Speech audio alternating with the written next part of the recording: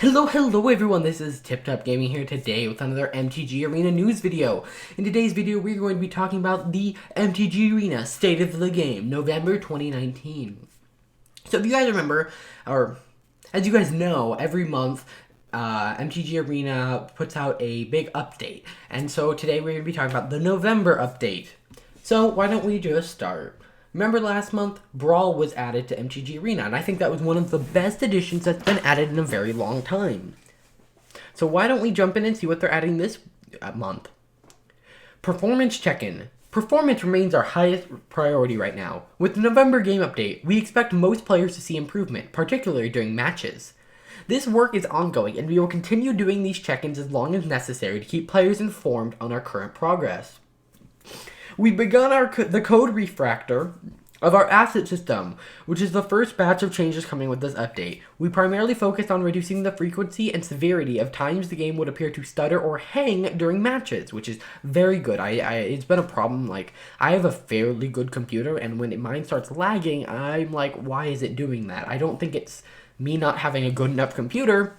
I think it's much more likely that the processing isn't being done very efficiently. Also, you guys should have a better experience when viewing a lot of your cards. That's also very good. Memory leaks. We made some improvements as to how we handle asset cleanup, which should lead to less memory usage during longer gameplay sessions. We believe that this may also reduce spikes in memory allocation and GPU utilization. From what we can tell, the most recent game crashes we've received are correlated to the issues we've outlined above. As we improve our memory usage, CPU utilization, and overall game optimization, these types of crashes should be less frequent. So basically what they're saying is we've done a bunch of stuff. We're not going to tell you exactly like what's wrong, but so they said this is what's wrong. Here's how we're dealing with it. So if you notice, this says in progress, so it should be at the next update released. So you should see less memory issues, which is RAM and all that. And you should see less stuttering, which is also very, very good. So why don't we get into the more fun features? Social features 1.0, friends list. Now, this is something that has been super, wanted in the game, which is friends list and, more social features, because that's a big part of Magic the Gathering is the social features. So, now that significant progress is being made with gameplay performance, we felt comfortable introducing new features, namely the highly anticipated friends list functionality, which is interesting, and I'll get into that in a second. We're labeling this as Social Features 1.0 because it's only the first feature in the social suite we have planned for MTG Arena, and we'll continue working on the functionality of the friends list that it will offer. With this game update, you'll be able to add other players to your friends list, as well as remove or block them if necessary. Though, through your friends list, you'll be able to see what your friends are online and challenge them to online matches using the friends list interface. Next on our to-do list is the ability to direct challenge with your friends in the client, as well as the ability to share decks when playing direct challenge matches. So, they want to be able to have you be able to message them and just not have to, go over to Discord. You can just message them right in the game, and the ability to, they explain this one. Say you have, a really awesome Boros deck, and your friend wants to play it. Well, in a direct challenge, you can basically give them that deck to play, which can be really good because I have a couple friends who don't have as big a collection as me, so their decks are generally less powerful, so it can lead to one-sided matches. So if I could give them one of my more powerful decks, it can create some more fun gameplay, as well as it gives you more it also works in Wizards' favor. While they, oh, but you might not want to buy the cards now. Well, you might see this and be like, wow, I really like this deck. I'm going to go buy packs to get the wild cards to build this deck. So I think that would be a really good move for everything. Now, I'm going to talk about, I see it, everyone's like, yay, friends list. I don't really see a big point to this. I mean, I'm happy it's here because everyone's been wanting it, but when you challenge people, there's that little drop-down arrow, which lets you select recent friends, or not recent, battles, which is nice, so you can just select them. And then most people are going to have text messaging or Discord, and Discord especially because Discord tells you they're in a game. They're online on MTG Arena. They're in a game. They're deck building. And so if this can do something more than that couldn't, then I think that'll be cool. But I think that's a little lame in the fact that it's pretty much just what Discord used to do. And so, I mean, I'm happy it's like they have it working because it's just one step, and even like messaging through the game, that's really nice, I think. But I think in general, it won't be as fluent as something like Discord is, where you can just literally click Shift Tab and pull up Discord right on MTG Arena, which it'll be see how those two features compare. Like, if they're allowing you to message like strangers, which I don't think that's what they're trying to say, like random people that you're facing, then that'll be something else. But when challenging your friends, I don't see that being a huge problem. But the more features, the better. I'm not complaining. I'm not saying they shouldn't put it on there. MTG Arena Beyond Standard. Recently, there's been a lot of discussion about what MTG Arena is ultimately meant to be as a game. To both help our current conversation and lend context to players, context to the path ahead, we want to talk about our goals for MTG Arena and what this means for players as we begin to look beyond Standard. MTG Arena is a gateway to Magic. We want MTG Arena to be the definite way for new and old players alike to jump into Magic the Gathering whenever they want. Delving into Magic's history. We plan to bring more of Magic's history into MTG Arena through historic and set remasters, which I will talk about here soon, and it is epic.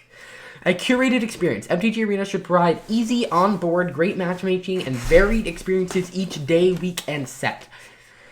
I'm not sure if, like, each day, like, I don't know if I want, like, oh, Tuesday's Brawl Day, or Wednesday's Brawl Day, Thursday's Draft Day. I think that, I mean, like, I think I know what they're trying to say, but I don't want more, like, well, you log in Wednesdays to play Brawl, you log in Thursday to play Ranked Historic, you log in Friday to play Frontier, which they do later talk about adding Frontier to MTG Arena, which I'm going to go into that here in a sec. MTG Arena is a new way to experiment with Magic and expand its possibilities, especially in the digital space.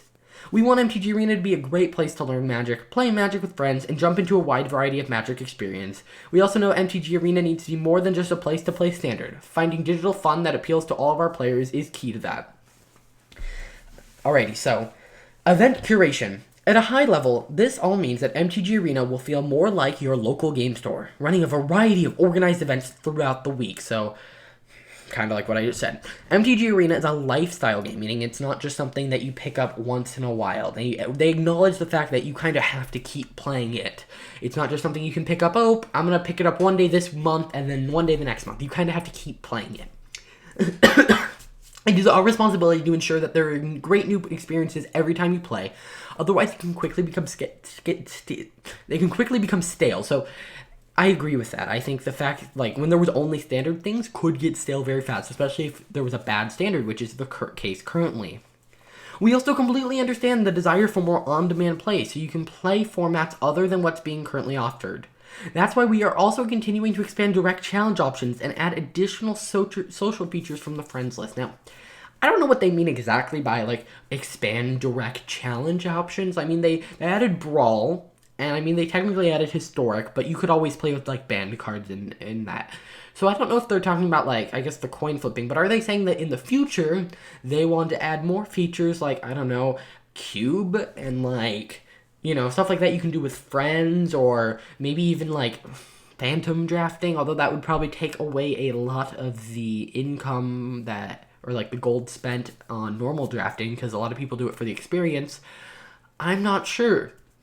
We'll have to see what that means, or they could just be talking about making direct matches more smooth. I'm not going to look too much into this. What I am going to look into a lot is this remastered set. That's probably what the thumbnail's all about, because this is probably the most exciting thing here. Later next year, not even this year, the state of the game recently has been getting a lot less of what we're doing this month and more what are we doing in the future, which I think I'm fine with, but it seems like they're adding less and less each month, which is kind of frustrating. But it's fine, because it's now out of beta. It needs to be able to sustain itself on getting updates every month, and you can't expect big updates every month. We plan to be adding remastered versions of older sets to Magic the Gathering Arena. The MTG Arena team, in conjunction with Magic Research and Development, will be looking at multiple sets and condensing them into a single larger set that only includes the most relevant cards, and adding that to the game. This will allow us to focus on what made these sets fun and exciting for players while delivering on the content much more quickly. This is a long-term commitment that will eventually lead to additional format support beyond Standard and Historic. Pioneer is one of the formats we're working towards, but it'll be a lot longer journey before we can talk specifics. As we head towards the goal, we'll be focusing on delivering the best play experiences that these iconic card sets can offer. So, I'm going to break that down. So I just read you it word for word, but what they basically said is, so imagine a block. So let's just say Amonkhet and like all the sets around that. Instead of taking all of Amonkhet and putting it in MTG Arena, they're going to remaster this. And I think I saw someone like Desolator Magic talk about this concept. And they're just going to take the most important cards and maybe take out some of the broken cards that they know are broken and put them into MTG Arena under, like, Amonkhet block remastered. So they'll combine two sets, maybe take all the useless cards and filler out, and then take out all the busted cards to create a set that is much, much better, and that allows them to add cards into the game, going back set by set, instead of just adding them 20 at a time through Historic. Which I think that's really cool. If they sell booster packs of this, I think I will probably, I don't know if I'll switch to them because I kind of like standard play a lot, but if they start supporting other formats, such as Pioneer, which they talk about, I would really enjoy that. Now, I think Pioneer is what they're going to work towards, so I don't expect anything remastered that was after or before like Return to Ravnica where Pioneer starts, because I think that's what they're really going for, is they can push and be like, Pioneer's now on our Arena. Now, of course, I don't think this would be the same as Pioneer on paper, because if they're cutting out all the bulk, those cards aren't legal, unless they're talking about maybe adding those cards eventually, but it'll be interesting to see. Now, I think what they could do is align this well in paper. So obviously whenever a paper set is released, they release a Magic the Gathering Arena set that's the exact same set. Now, I think what could be smart is if when they talked about their mystery boosters, I think it could be really smart to say, hey, here's a bunch of old cards that we've curated into a list, we're releasing that on paper, and then, hey, we're doing something very similar on MTG Arena. That way, I mean, you might not want to do that right on top of each other, although you could, because if someone plays both, that's a lot of money to ask for, but it would be very interesting to see that. Now, what this also means is that things like Cube are more possible, things like, obviously, Modern and all that, and even like Pauper is just so much better with all these new sets. Now, obviously, if they're cutting out all the commons, Pauper is not going to be that much better, but generally, I think this is really good. They keep saying Arena's a standard platform, and I'm like, why though? I mean, part of their thing is they want fast play queues. I get on MTGO, sometimes you don't get the fastest play queues, but I think it's very important that people aren't bored with the game, otherwise you're going to get slower play queues. So their whole brawl once a week is kind of dumb, and they even said standard, they at one point said Arena is a standard only thing, and now they're taking that back and being like, well, maybe Arena can be just all of Magic, which I think is what it really should be. Speaking of not standard, we want to leverage MTG Arena's digital strength to create a format that can adapt more quickly to what's going on in the game. Historic is our first take on this, aimed at our more experienced players. We want to seriously explore the idea of a living format that changes as it's played. So what they're talking about here is they talk about how they'd be quick with banning, restricting, suspending, adding new cards to change things quickly, because with paper Magic, they can't do that stuff that quickly. But in MTG Arena, it's all open. They can do really whatever they want. This truly begins with the November update, which I see a lot of people on like Reddit being like, where's Historic? And people are like, well, Wizards are idiots. They're not advertising it as Historic. Well, actually what's happening is that Historic hasn't officially launched yet. They talked about how they aren't really launching it. Like, you can still play Historic, but Historic will officially launch in November. They said that back a while ago. Either way, this will come alongside a best of one Historic launch event, so there'll be an event for that, and a best of 3 ranked queue. There's enough to cover with Historic that it's warranted its own article. Now, this video is already getting really long, so I'm actually going to split these into 2. I'm sorry. I will leave a card to the second video. You know what? Actually, I'll do it all in one video. I don't want to split these into 2. We've always okay, now we're going to go to experimental events, so we jump down to this part. We've always experimented with new types of events and formats, and we always will. Some have turned out to be very popular, like Omniscient Draft and Standard Shakeup. Others not so much, Double Life and Brewer's Delight. We are going to keep those experiments going and finding more ways to have fun on MTG Arena, so more unique formats.